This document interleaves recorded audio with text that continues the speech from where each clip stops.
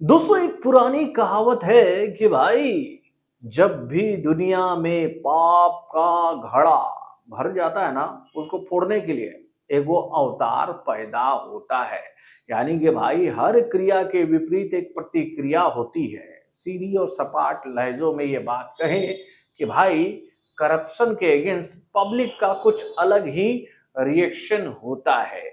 तो भाई ये सारी चीजें जब एक साथ होने लग जाए ना तो आप समझ लो कि हिंदुस्तानी भाव आने वाले हैं हर एक सवाल का जवाब देने के लिए। तो दोस्तों फाइनली इंडियन फिल्म इंडस्ट्री के बेहतरीन डायरेक्टरों में से एक यानी कि शंकर के डायरेक्शन में बनी फिल्म हिंदुस्तानी के पार्ट 2 का ट्रेलर लॉन्च किया जा चुका है हर एक सोशल मीडिया प्लेटफॉर्म पर इस बात की जानकारी के साथ कि भैया ये फिल्म पैन इंडिया के तहत सिनेमा घरों में रिलीज होकर भाई बॉक्स ऑफिस को हिलाने के लिए पूरी तरह से तैयार है। तो भाई कैसा है हिंदुस्तानी के पार्ट 2 का ट्रेलर, चलिए समझने की कोशिश करते हैं इस ट्रेलर के रिएक्शन के माध्यम से। हेलो फ्रेंड्स, मैं हूं नरेंद्र और मैं आपका एक बार फिर से स्वागत करता हूं हमारे चैनल यानी कि वायरल न्यूज जंक्शन में।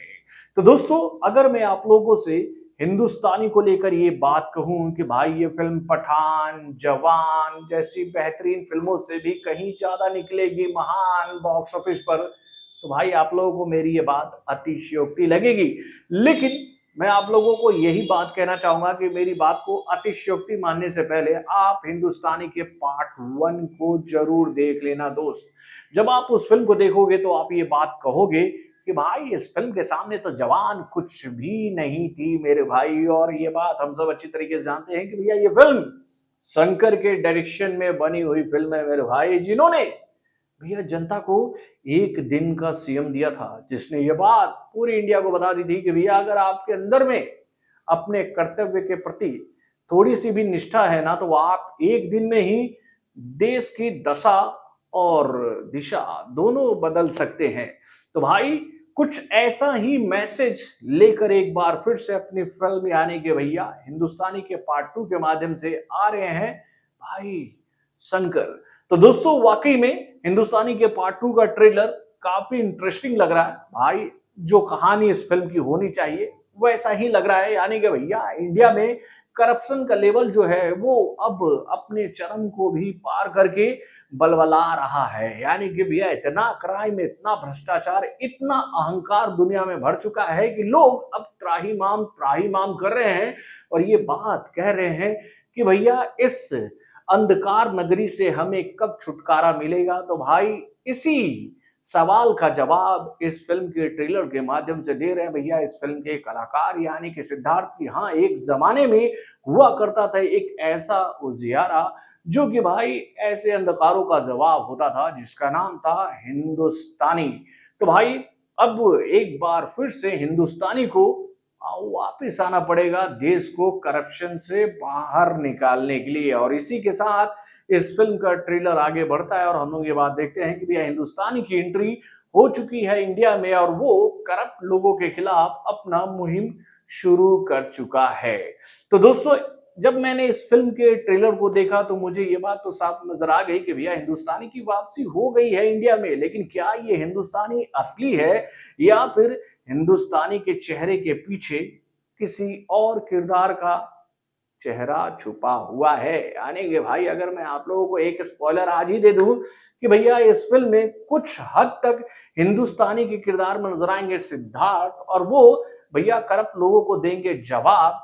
तो आप लोग ये बात इस फिल्म को सिनेमा घरों में देखकर समझ सकते हो। और भाई अब जब ये हिंदुस्तानी का रूप धड़ा हुआ इंसान लोगों को दे रहा है जवाब तो भाई ये जानने के लिए हिंदुस्तानी की एंट्री होगी ना वापस कि भैया कौन इंसान है जो कि मेरा चेहरा इस्तेमाल करके इतना धमाल मचाए हुए है इंडिया में।